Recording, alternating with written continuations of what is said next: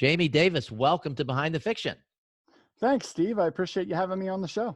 It is great to have you here. I had no idea that you were such a prolific writer until I was prepping for this. I knew only of what you were writing for LMBPN, which is this new series, the Huntress Clan Saga. First book in the series is being released today, and that's Huntress Initiate. So I do want to get into your other writing, but if you don't mind, could you give listeners a little sense of your background, and then we'll get into the Huntress Clan Saga and the book that's coming out today. Well, I've got a varied and sorted background, I guess. Worked in television and film as a sound engineer for a while. Came home and was a stay-at-home dad for a long time. Then got into medicine and became a nurse and a paramedic, a podcaster and medical journalist, and then started writing fiction because somebody dared me to do NaNoWriMo back in 2014. And you have written all of this since 2014? Yeah, I got hooked bad. Good I like grief. all these stories just started pouring out of me. Wow. So that are you still doing the other things? We talked a little bit before you came on. You're down to one podcast now. Are you still working in medicine? The only thing I do related to that is I teach now at the local nursing school. I do a class or two a semester, all of them online, so they're very easy to maintain and keep in touch with the students and stuff. Well, in looking at your catalog on Amazon, there's a lot of urban fantasy looking covers. Is that your preferred genre, urban fantasy? And I'm guessing some sci-fi as well? Urban fantasy is my jam. My first series was urban fantasy. I didn't really know it was urban fantasy or what urban fantasy was, but I had this crazy idea about paramedics who treated supernatural creatures in the back of their ambulance, and that became my pretty much premier series now. It's up to 7 books with a prequel novella and a bunch of short stories out there. And what's the name of the series? Extreme Medical Services. Oh, I love it. That's really clever. Yeah, all right, so let's talk about the Huntress Clan Saga. That just sort of a general overview of the series, if you don't mind.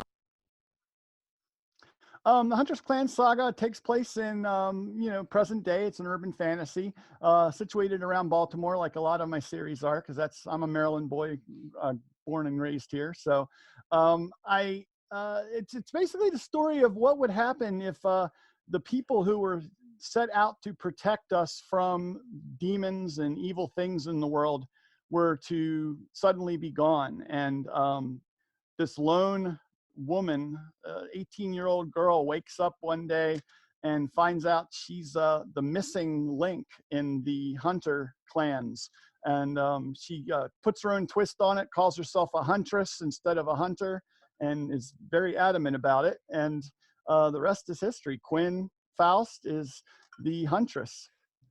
I love it. And the blurb is, the blurb caught me right away. Bounced from foster home to foster home. She came to rely on street smarts, martial arts skills, and a tiny silver amulet that was the only link to her lost family.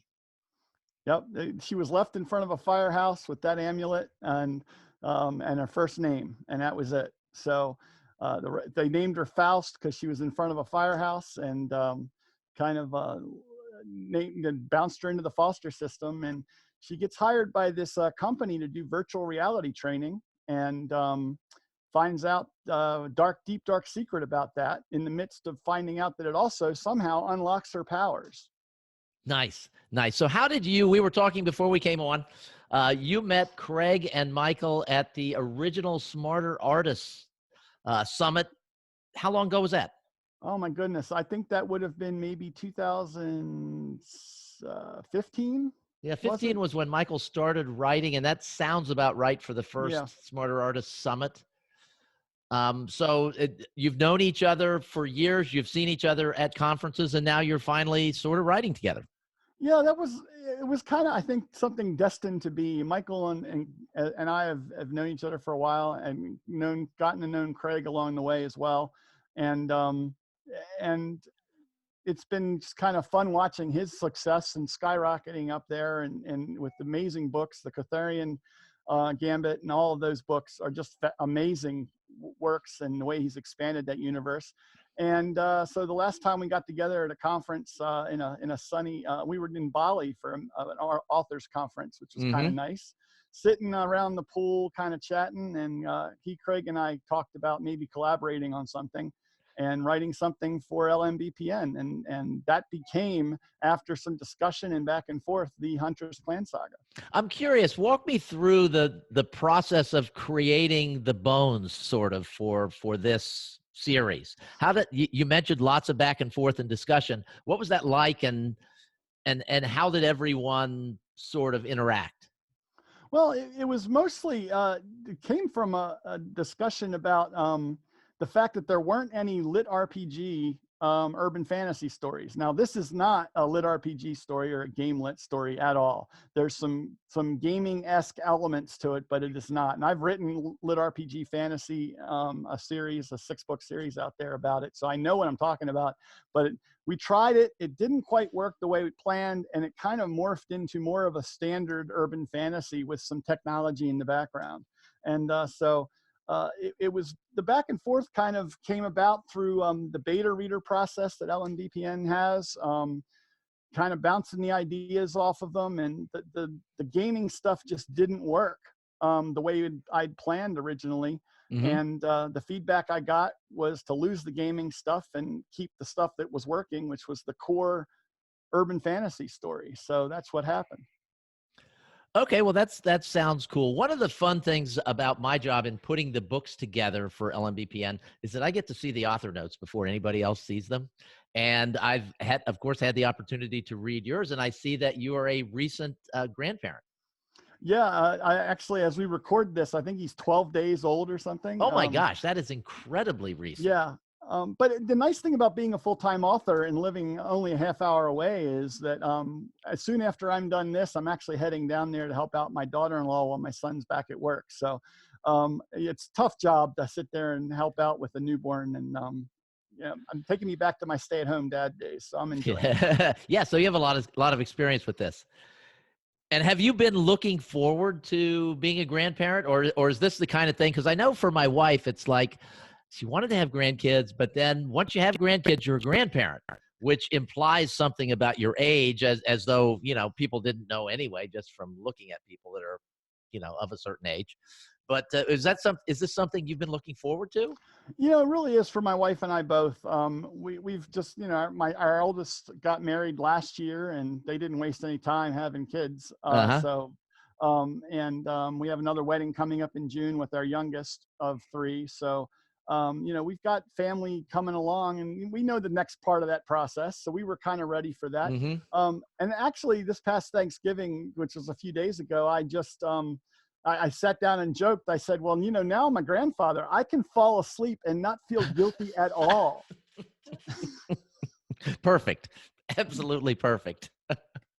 Well, my wife and I have been grandparents for about 3.5 years, and it is glorious. It is just the best. And you mentioned one of the good things in your author notes, and you just need to get the book and read the author notes to learn all this. But I remember when our boys were growing up, we had twin boys. They were very energetic. We'll just put it that way. And I remember thinking, I can't wait to get your kids and get them all sugared up and send them home to you. And Yeah, so there's that's a little kind bit of of fun. that going on. Yeah. Well, Jamie, what are the plans for the series? Because we The never plans just do one book. No, there's 3 books planned, but honestly, I could see this series continuing on well beyond that. But I've got a 3-book story arc in mind, where Quinn's going to kind of find out a little bit about her roots and her family, which is something she's never had any contact with. So look for that over the course of the 3 books, that Quinn's going to discover a little bit more about who she is, and more about how her abilities can be enhanced, and a little bit more about this clan that she started to put together and started to assemble on her own, and rebuilding something that was lost years before. Very cool. Very cool. What's the best way for people to connect with you, Jamie? Well, there's a contact form over at my website, jamiedavisbooks.com. That's JAMIE davisbooks.com. And that's the best way to reach me. You got my social media contact information there as well. So everything's there that you need to use to get me. Great. Well, welcome to the LMBPN family, and thank you so much for being on the podcast. It's been great being here. I'm looking forward to many more books to come. Thank you.